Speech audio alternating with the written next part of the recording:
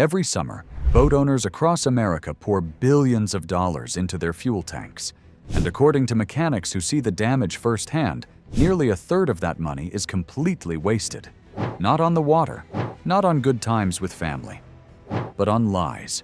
Old stories passed down from fathers and uncles, marketing tricks designed to empty your wallet, advice from the marina that hasn't been true since the 1980s. Tonight, we're exposing 9 of the biggest fuels in boating. Some of them will make you angry. Others will confirm what you've suspected for years. And at least one of them is going to change how you fill your tank tomorrow. Because what you don't know about the gas going into your engine could be costing you thousands of dollars a year. And the people selling it to you, they're counting on you never finding out. The fuel myths that haunt the boating world did not appear by accident. They were built, layer by layer, across generations, passed from father to son at the dock, repeated by marina workers who learned them from the generation before. Whispered between boat owners at fuel pumps like sacred knowledge, and for decades, much of that advice was actually true. The problem is that marine engines have changed dramatically since the year 2000. The advice has not. Today's fuel-injected outboards share almost nothing in common with the carbureted two-strokes that dominated the water 30 years ago. The fuel systems are different. The combustion processes are different. The tolerances, the sensors, the computer controls. All of it has been redesigned from the ground up. But when a boat owner asks an old-timer at the marina how to take care of his engine, he doesn't get advice calibrated for modern technology. He gets advice calibrated for 1987. And that gap between what we believe and what is actually true is where the money disappears. One certified Yamaha technician put it bluntly. He said he hears customers repeat the same fuel advice their fathers gave them decades ago. The engines they're putting that fuel into didn't even exist back then. There is another force keeping these myths alive, an industry that profits from them. The fuel additive market in North America alone is worth over $1 billion annually. That money flows because boat owners are afraid of damaging a $15,000 outboard, afraid of being stranded on the water, afraid of making an expensive mistake they cannot undo. And when people are afraid, they spend. They buy premium fuel they don't need. They pour additives into tanks that are already healthy. They pay marina prices that run 50 cents to $1 above street prices, trusting that somehow the fuel is better. The companies selling these products understand this fear. They market to it, and boat owners, wanting to protect their investments, rarely question the advice. After all, what's an extra $20 at the pump if it means peace of mind? But peace of mind built on mythology is not peace at all. It is simply expensive confusion. So let's begin where the confusion begins, at the fuel pump itself, and with the single most costly myth in recreational boating, the belief that premium fuel makes your engine run better. Walk into any marina in America and you will find boat owners who swear by 91 or 93 octane gasoline. They will tell you it burns cleaner. They will tell you it provides more power. They will tell you their engine just feels smoother when they use it. They are not lying. They genuinely believe it. But belief and engineering are not the same thing. Here is what octane actually measures. It is not a quality rating. It is not an energy rating. It is a measurement of how resistant the fuel is to pre-ignition, a phenomenon called knocking, where the fuel ignites before the spark plug fires. High-compression engines need higher octane fuel to prevent this knocking. Standard engines do not. And here is the critical fact that changes everything. The vast majority of recreational outboards, from Yamaha to Mercury to Suzuki to Honda, are engineered to run on 87 octane fuel. Not because it's cheaper, because that is what the combustion chambers were designed to use. When you put 93 octane fuel into an engine designed for 87, the engine does not suddenly produce more power. The fuel does not burn cleaner. The computer system does not unlock hidden performance. Nothing happens. except that you pay more. The numbers make the waste painfully clear. Premium fuel typically costs 40 to 70 cents more per gallon than regular. A boat burning 10 gallons per hour on a 4-hour outing wastes $16 to $28 every single trip. Across an active boating season, that adds up to $400, $800, sometimes over $1,000, spent on fuel that provides zero additional benefit. The engine manufacturers themselves have been clear about this for years. Yamaha's owner manual for the F300 states plainly, use 87 octane or higher, not use the highest available. Mercury Marine has published technical bulletins confirming that premium fuel offers no advantage unless the engine is specifically tuned for it. Consumer Reports conducted marine testing in 2019 and found no measurable difference in power output or fuel economy between 87 and 93 octane in standard outboards. The only exceptions are high-performance engines with elevated compression ratios or factory superchargers, certain Mercury Verado configurations, some offshore racing setups, specialized baseboat motors built for tournament competition. These engines do require premium fuel, but they represent less than 8% of the recreational boating market. For everyone else, the rule is simple. Your engine does not know what you paid for the fuel. It only knows whether it received the correct octane. Anything beyond that is a donation to the refinery. But premium fuel is only the beginning of the mythology. The second great fuel debate in boating circles concerns ethanol. And this one is more complicated than it first appears. Walk into any boating forum online and you will find passionate arguments about ethanol-free fuel. E0, as it's called. Many boat owners believe it is universally superior, that any fuel containing ethanol is poison for marine engines, and that paying the premium for ethanol-free gasoline is always worth it. The truth is more nuanced, and understanding that nuance can save you real money. Ethanol-free fuel does provide genuine benefits in specific situations. Older carbureted engines built before the year 2000 were not designed with ethanol in mind. Their fuel lines, gaskets, and seals can degrade when exposed to ethanol blends over time. Boats that sit unused for 30 days or more between outings face increased risk of phase separation, a chemical process where ethanol absorbs moisture from the air and separates from the gasoline, creating a corrosive water-alcohol mixture at the bottom of the tank. Classic wooden boats with aging fuel systems. Small outboards under 25 horsepower with basic components. For these vessels, ethanol-free fuel is a reasonable choice. But here is what the passionate advocates rarely mention. Modern fuel-injected outboards built after 2006 are specifically designed and tested for E10 fuel, gasoline containing up to 10% ethanol. Every major manufacturer, Mercury, Yamaha, Suzuki, Honda, warranties their engines for E10 use. The National Marine Manufacturers Association has required E10 compatibility for NMMA certification since 2012. These engines expect ethanol. They are built for it. For boat owners who run their vessels regularly, weekly or every 2 weeks, and who own modern fuel-injected outboards, the premium for ethanol-free fuel often provides no measurable benefit. And that premium is significant. Ethanol-free fuel at marinas frequently costs $1 to $2 more per gallon. Investigative reports in Florida and Texas have even found that some fuel sold as ethanol-free actually contained trace amounts of ethanol anyway. The label did not match the product. Meanwhile, a $12 bottle of quality fuel stabilizer can treat 120 gallons of E10 fuel and eliminate the risk of phase separation entirely. The question is not which fuel is universally better.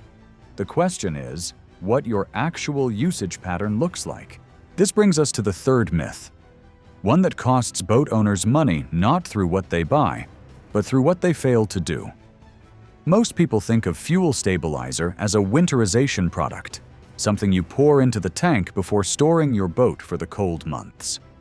A seasonal ritual, performed once, then forgotten until spring.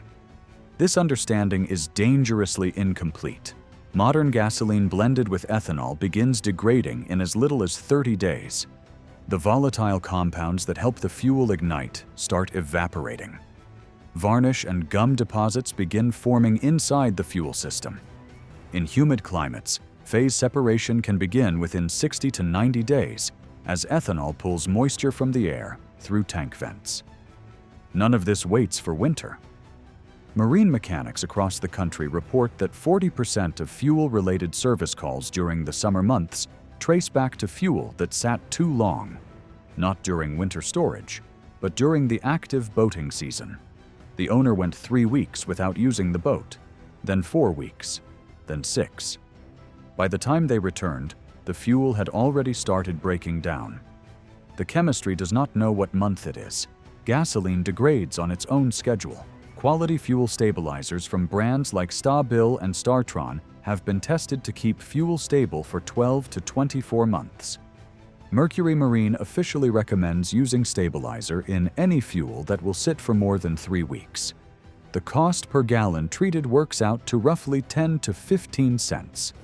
The smartest boat owners have stopped thinking of stabilizer as a seasonal product. They treat it like engine oil, a year-round practice.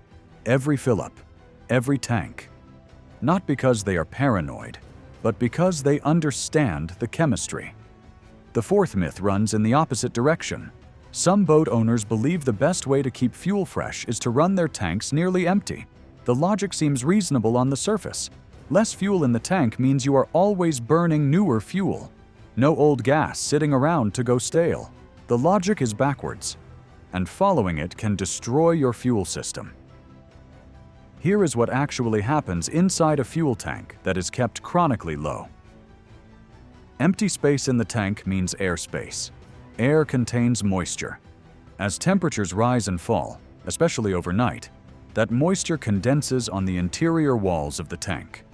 The water droplets roll down into the remaining fuel. In a tank running E10 gasoline, that water accelerates phase separation. The ethanol bonds with the water and drops out of suspension, creating a corrosive layer at the bottom of the tank. This mixture gets sucked into your fuel system, damaging injectors, corroding aluminum components, and fouling spark plugs. A full tank minimizes this cycle. Less airspace means less moisture accumulation. This principle is so well established that aircraft fueling protocols require tanks to be topped off after every flight. The aviation industry learned this lesson decades ago. The boating world is still catching up. Mercury, Yamaha, and other manufacturers include this guidance in their service recommendations. Keep tanks as full as practical during storage and between uses. Marine surveyors consistently find water-contaminated fuel in tanks that were kept chronically low. The fifth myth sounds almost too simple to matter. Many boat owners assume that all gasoline is basically the same. Shell, Chevron, the no-name station on the highway, the fuel dock at the marina.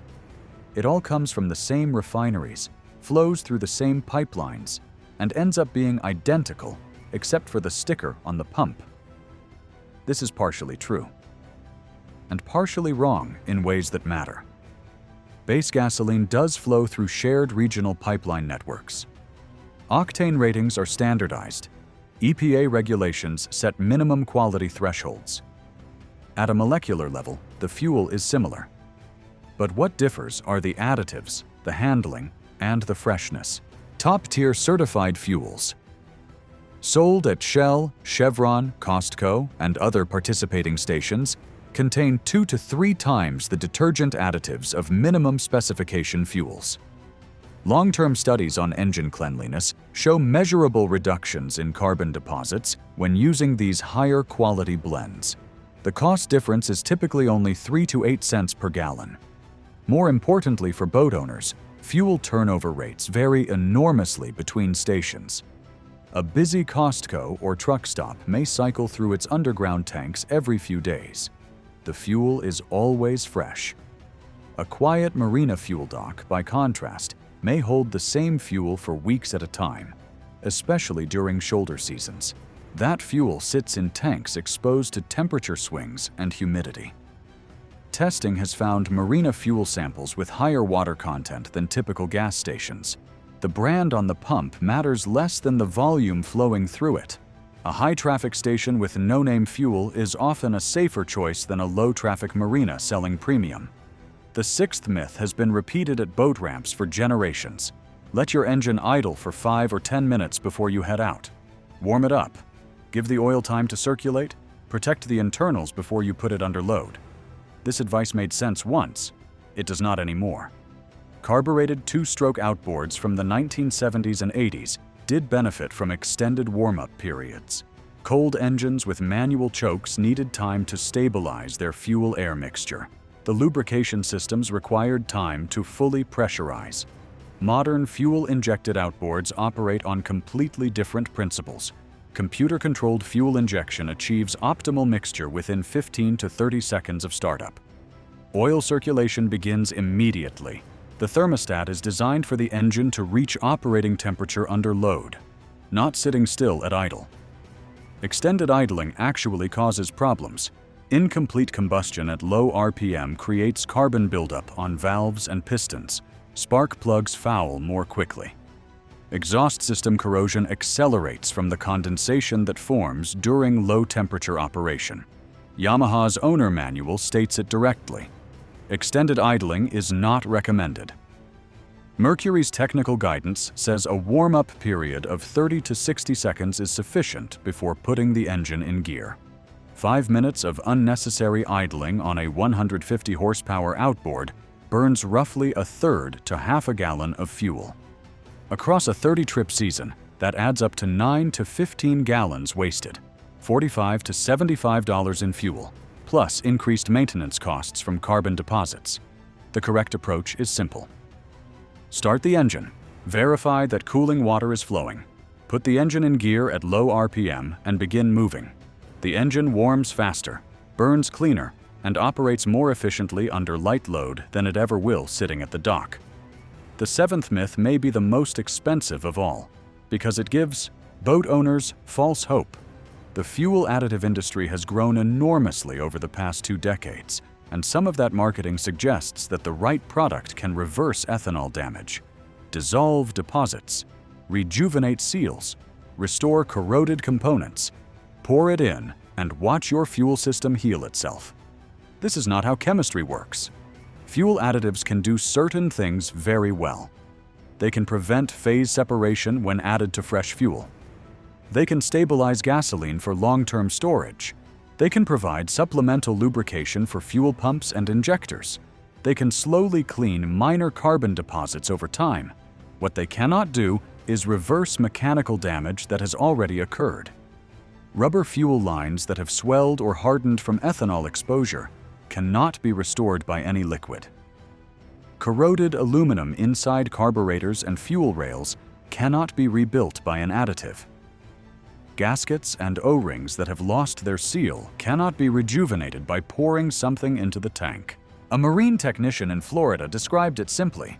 He said he has seen boat owners pour bottle after bottle of additive into a fuel tank with a rotted pickup tube.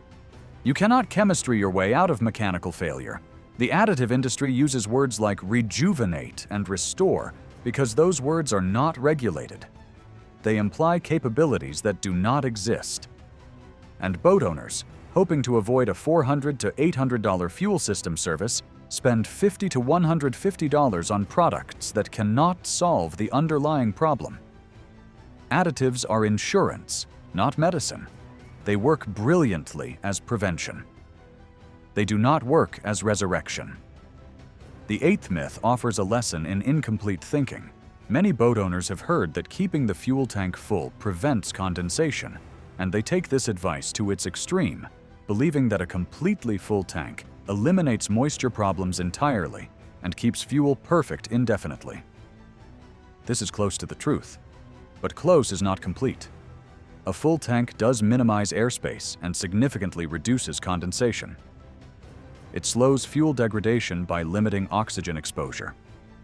These are real benefits. But every marine fuel tank is vented. Coast Guard regulations require it for safety. Those vents allow pressure equalization as temperatures change. And with every cycle, humid air enters the tank. In a humid climate, even a full tank of untreated fuel will experience phase separation within 60 to 90 days. A full tank is your first line of defense, but it is not your only one. Fuel management requires a system of habits working together. Keep the tank full. Use stabilizer year-round. Buy from high turnover stations. Run the engine monthly or use fogging oil for extended storage. No single practice provides complete protection. The ninth and final myth may be the most dangerous because it breeds complacency. Modern outboards are engineering marvels: computer-controlled fuel injection, sophisticated sensor arrays, adaptive timing, and fuel trim. These systems can compensate for minor variations in fuel quality, adjusting on the fly to maintain smooth operation. Some boat owners interpret this capability as invincibility. They believe the electronics can handle anything: bad gas, water contamination, high ethanol content. The engine runs smoothly, so everything must be fine. This belief has cost people engines. What the computer can do is adjust for minor octane variations and sensor drift. What it cannot do is filter water out of fuel, prevent ethanol from degrading rubber components, stop varnish from clogging injectors, or repair corrosion spreading through fuel rails. Worse, modern engines mask symptoms longer than older designs. The sophisticated controls compensate until they cannot compensate anymore. And then failure arrives suddenly and expensively.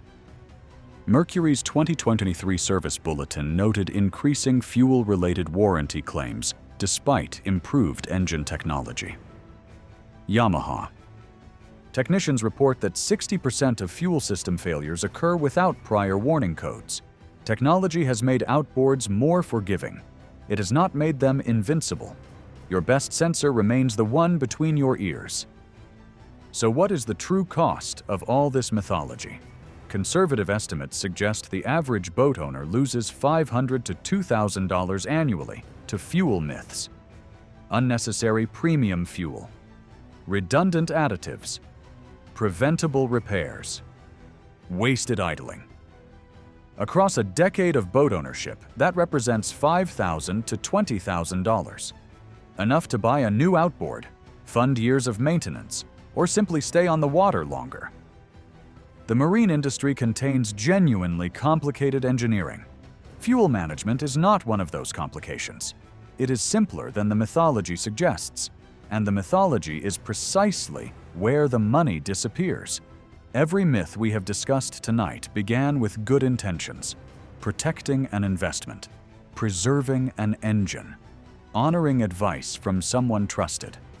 But intention without information is just superstition with a fuel hose. The ocean does not care what you believe.